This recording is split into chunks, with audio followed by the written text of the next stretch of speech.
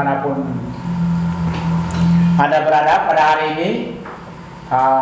Kami akan menunjukkan kepada teman-teman sekalian beberapa fakta tentang komodo yang perlu kita ketahui. Pada kesempatan ini, seperti biasa, saya ditemani oleh pakar asal Lombok, Bang Julius Salam. Beliau adalah pakar segala masalah, pakar segala persoalan, dan juga pakar segala jawaban.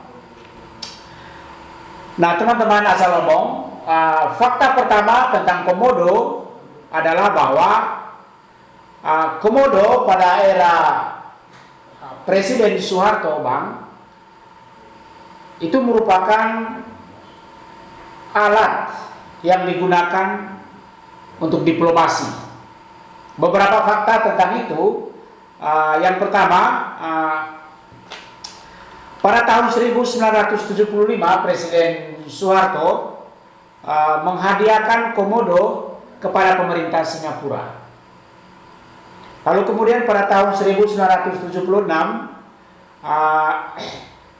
pemerintah Indonesia juga menghadiahkan komodo ini kepada kerajaan Thailand. Ya, pada saat itu Thailand masih bernama Muang Thai, kerajaan Muang Thai, Bang. Lalu kemudian pada tahun 1976 pemerintah kita juga, atau tepatnya itu Presiden Soeharto menghadiahkannya kepada Malaysia. Lalu kemudian pada tahun 1977 Jepang mendapat hadiah komodo juga dari pemerintah kita, yaitu Presiden Soeharto. Ya. Lalu kemudian pada tahun 1982 Kerajaan Spanyol juga mendapat hadiah komodo dari Presiden Soeharto. Dan pada tahun 1983 pemerintah Paman Sam juga mendapat kesempatan yang sama, hadiah komodo dari pemerintah Republik Indonesia. Ya, pada saat itu semua kita tahu Presiden Soeharto. Jadi sekali lagi komodo itu adalah alat diplomasi.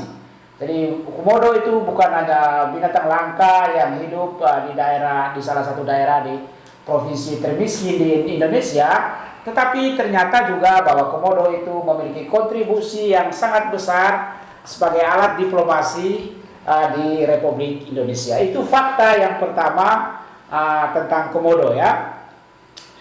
Lalu kemudian fakta lain juga tentang komodo. Komodo merupakan binatang purbakala dan juga dalam disinyalir bisa terancam punah kalau tidak dilindungi. Jadi komodo itu adalah binatang purbakala yang terancam punah kalau kita tidak melindunginya. Itu fakta yang kedua. Lalu kemudian fakta yang ketiga juga, komodo adalah perenang yang sangat baik. Jadi komodo itu adalah perenang yang sangat baik. Saya bisa membayangkan kalau komodo itu manusia, dia bisa ikut olimpiade mengharumkan nama bangsa juga, ya. Jadi komodo itu adalah perenang yang baik. Lalu kemudian juga ternyata komodo juga, ini ya fakta yang ketiga, komodo memiliki pelindung, ya, baju pelindung, ya, mungkin kulitnya, ya, dari berbagai macam perubahan cuaca, dari berbagai macam serangan dari luar dan lain sebagainya. Lalu kemudian fakta yang keempat atau yang kelima, ya. Komodo memiliki banyak gigi, ya, jadi tidak perlu dokter gigi untuk komodo, karena kalau patah satu masih banyak giginya yang lain, Bang. Tidak seperti kita, giginya terbatas gitu. Lalu kemudian fakta yang berikut juga, ternyata komodo ini memakan anaknya sendiri. Jadi ini yang kita tidak perlu tiru dari komodo, ya. Jadi komodo itu memakan anaknya sendiri. Jadi kalau ada orang tua yang memperkosa anaknya sendiri, jangan-jangan dia juga keturunan komodo, ya. Ya, yang terakhir itu ada seorang ibu guru, ya, Pak, ibu guru memperkosa, pelecehan seksual terhadap anak didik dan lain sebagainya. Jangan-jangan dia itu komodo juga, ya. Lalu ternyata ini kelebihannya juga ya, komodo ternyata juga abang, fakta yang lain, dia bisa melahirkan atau bisa bereproduksi tanpa komodo jantan. Jadi komodo ini tidak perlu sibuk-sibuk mencari menunggu jomblo melamar mereka, karena mereka sendiri bisa bereproduksi tanpa jantan ya. Jadi mereka, betina komodo ini sangat independen ya, luar biasa. Lalu kemudian juga fakta lain tentang komodo, komodo ternyata juga memiliki gigitan yang berbisa. Jadi gigitannya itu berbisa bang. Jadi kalau abang ke komodo, kalau bisa hati-hati, waspada, jangan sampai digigit komodo ya. Lalu kemudian fakta berikutnya, komodo bisa memakan hewan-hewan besar ya, seperti kuda, sapi, kerbau, rusa, babi dan lain sebagainya. Hanya kita belum tahu fakta bahwa apakah komodo bisa memakan hewan-hewan kecil ya, seperti nyamuk ya, kita tidak tahu.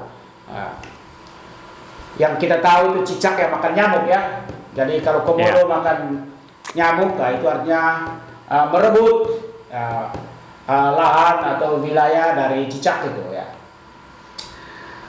Lalu kemudian konon katanya nenek moyang dari komodo ini dari Australia ya. Jadi pada zaman pencairan es dulu ya, komodo itu bisa berenang. Tadi kita mengatakan dia perenang yang handal, itu dia berenang dari Australia. Nanti kalau abang pergi ke Australia, jangan lupa mengunjungi nenek moyang dari komodo. Lalu kemudian fakta yang terakhir itu, ada sebuah legenda teman-teman pojok bebas channel Asal Omong, dimanapun Anda berada, ada sebuah legenda, ini fakta terakhir tentang komodo, bahwa komodo itu memiliki saudara kembar ya. Saudara kembarnya itu adalah manusia.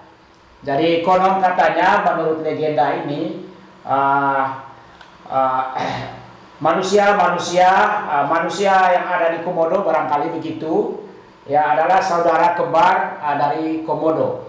Sehingga kalau ada pertanyaan begini ya, mengapa komodo tidak musnah, dibunuh oleh manusia?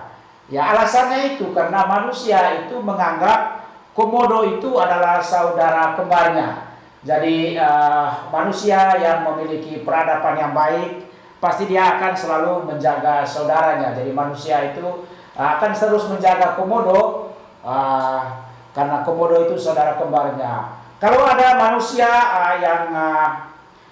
yang merusak habitat komodo, jangan-jangan evolusinya bahkan belum mencapai status komodo. Karena komodo itu masih bisa sayang sama orang-orang komodo bang, dan bahkan bangsa ini dia berkontribusi besar ya.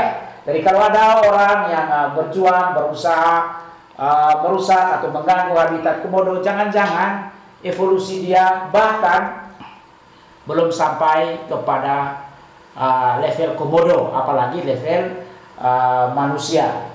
Jadi begitu teman-teman pojok Asal Omong, beberapa fakta tentang komodo. Tetapi mungkin yang perlu kita perbincangkan dengan pakar kita ini adalah legenda terakhir, karena itu berkaitan dengan local knowledge ya, local wisdom.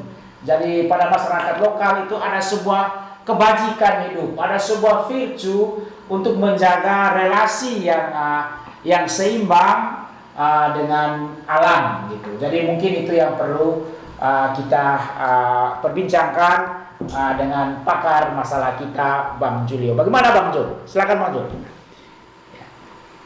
Ya, sebelum sampai ke legenda, kita mulai dari yang pertama, bahwa komodo jadi semacam alat politik lah. Alat diplomasi ya katanya. Alat diplomasi dengan diplomasi bagian dari segala macam itu yang pertama. Nah itu panjang dari tahun berapa sampai tahun berapa. Nah masuk sekarang ini memang komodo itu sangat menarik. Dia bisa jadi alat politik, jadi alat diplomasi negara, dan sekarang dia juga salah satu komoditas penting bagi Labuan Bajo. Komodo itu khusus untuk pariwisata. Jadi itu memang komodo ini luar biasa. Ya, nah, akhirnya segala macam dipersiapkan di Komodo. Tetapi mungkin seperti tadi yang Pak dosen, apakah dengan membawa segala macam infrastruktur di sana itu bagian dari merusak habitat mereka, Pak? Itu juga, Itu yang perlu kita persoalkan, Pak, ya. itu juga karena ya seperti tadi kalau kita merusak habitat mereka berarti evolusi kita masih di bawah Komodo gitu Belum kan. sampai pada Belum level sampai. Komodo, Ya kita berarti evolusi kita masih di bawah level Komodo. Tapi apalah itu kita asal omong ceritanya. Dan hal yang menarik lagi sekarang ini seperti tadi yang Bung Ardi bilang itu kan soal relasi manusia dengan binatang. Nah, sekarang ini kalau kita melihat dan kemarin sempat ribut dan berkepanjangan Labuan Bajo itu adalah niat Gubernur NTT untuk menjaga Komodo itu supaya tidak terjamah, sehingga Gubernur mencoba bahwa dia selevel dengan Komodo kan, saling melindungi, saling menjaga habitat masing-masing. Tetapi meresahkan bagi orang banyak. Yang dia lupa, Bang, Komodo ini kan saudaranya manusia gitu. Jadi dia itu tidak boleh terisolasi sudah ya, Bang. Tapi apa yang dilakukan Bapak Gubernur ini meresahkan banyak. Meresahkan Komodo itu, Pak, ya. Meresahkan banyak orang yang mungkin termasuk Komodonya sendiri. Nah pertanyaannya, yang selevel Komodo itu Gubernur apa orang banyak itu kan? Itu juga Tapi, problem. Bang, satu hal yang mungkin Abang juga perlu komentari, bahwa Komodo itu kan sudah berkontribusi kepada bangsa. Betul. Karena ia digunakan setidaknya pada zaman era Soeharto seperti yang Ya. kita bicarakan tadi. Dia merupakan alat diplomasi. Ya. Alat yang dapat mempererat hubungan. Pertanyaannya adalah apakah Komodo juga berkontribusi ya untuk meningkatkan kesejahteraan masyarakat di sana. Nah, itu yang terhadap bangsanya sudah. Mudah-mudahan Komodo juga jangan lupa pada saudara kembarnya. Ya, supaya Komodo dapat memberi atau berkontribusi juga terhadap kesejahteraan manusia-manusia yang ada di sekitar Komodo. Saya sangat mengharapkan bahwa Komodo juga nanti memperhatikan pendidikan anak-anak di sana.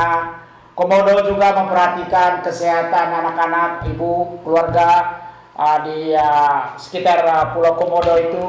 Komodo juga memperhatikan kesejahteraan para petani dan lain sebagainya. Artinya bahwa dengan cara seperti itu, maka Komodo itu tidak hanya akan menjadi status binatang purbakala, tetapi dia adalah bisa dianggap sebagai agen juga yang dapat berkontribusi tidak hanya terhadap bangsa dan negara, tetapi juga masyarakat saudara kembarnya di sekitar sana. Atau bagaimana, Bang? Ya, saya kira memang seperti dia, memang Komodo ini luar biasa. Dan sekarang sebenarnya kalau kita ngomong jujur, tanpa kita sadari, ya kan? Ya. Itu Labuan Bajo. Tapi menjadi persoalan, kok Labuan Bajonya yang maju, Komodo yang masih. Padahal karena kontribusi Komodo itu. Bang, Komodo itu kan orangnya baik, Bang. Binatang yang baik. Dia ingin memajukan kesejahteraan saudara kembarnya dulu, Bang, gitu. Tapi apapun itu memang Komodo luar biasa. Dari segala aspek dia luar biasa, dan satu hal yang nyata sekarang ini bahwa dia memberi kontribusi yang besar bagi perekonomian, khususnya di Labuan Bajo, ya, Manggarai. Harapannya begitu atau bagaimana? Ya. Bukan harapan tapi kenyataan sekarang. Faktanya sekarang ini, dan dia akan bergerak maju terus. Tetapi bukan karena dia hanya memperhatikan saudara kembarnya, lingkungan dia sendiri dia baikkan juga, itu juga problem. Yang perlu kita khawatirkan, Bang, Komodo itu hanya men-trigger pertumbuhan ekonomi yang dikuasai oleh orang-orang dari Jakarta, Bang. Dia lupa saudara terdekatnya di sana. Itu yang perlu kita hati-hati sebetulnya. Kalau soal itu sih memang fakta, memang begitu ya. Yang menguasai daerah sana itu adalah orang-orang Jakarta, karena orang Jakarta yang berduit. Tapi sebenarnya walaupun orang Jakarta berduit, mereka juga harus punya akal budi sebagai seorang manusia. Komodo aja yang binatang mampu berkontribusi yang besar terhadap ya kan? bangsa dan negara. Terhadap bangsa dan negara. Kenapa kita sebagai manusia tidak mempersiapkan orang-orang lokal supaya tumbuh bersama, ya kan? Menikmati bersama kebaikan dari komodo itu sendiri. Bukan kebaikan dari siapa-siapa, komodo yang berbaik hati. Sehingga dia menjadi Labuan Bajo menjadi super premium kan jadinya. Bukan karena rakyatnya, bukan, tapi karena komodonya. Karena komodo memperhatikan saudara kembarnya. Nah itu. Nah sekarang kita bertanya, apa? Ya kan kontribusi saudara kembar terhadap apa saudara kembar hanya mengeksploitasi kebaikan dia? Ya. Problem itu, Bung Ardi. Nah, Karena memang salah satu sifat manusia itu mengeksploitasi, Bang. Nah, itu Hanya mengambil keuntungan. Nah, itu persoalannya kita ini, ya kan? Persoalannya di situ, komodo yang berbaik hati, karena dia berbaik hati, ya udahlah, kita kuras habis-habisan. Tetapi ada fakta lagi yang menarik, Mudah-mudahan komodo nanti tidak emosi makan mereka, Bang. tapi bukan tidak mungkin bahwa, tapi kalau menurut ajaran Katolik itu orang itu panjang sabar, ya kan? Tapi nggak tahu apa komodo panjang sabar atau tidak. Atau komodo sabarnya panjang. Manusianya sabarnya tidak panjang gitu. Nah, itu yang berbahaya kan. Tapi ada hal yang menarik tadi bahwa komodo itu dia penyelam yang baik, perenang yang baik. Tapi paling tidak juga Tangguh. ya, yang tangguh ya. Ya, paling tidak juga mungkin sekarang pemerintah yang bergerak di bidang olahraga renang-merenang itu coba meliriklah saudara kembarnya orang komodo itu kan untuk direkrut jadi. Ya, oke lah. Perenang saya kira gitu ya. Ya, demikianlah teman-teman Pojok Asal Omong perbincangan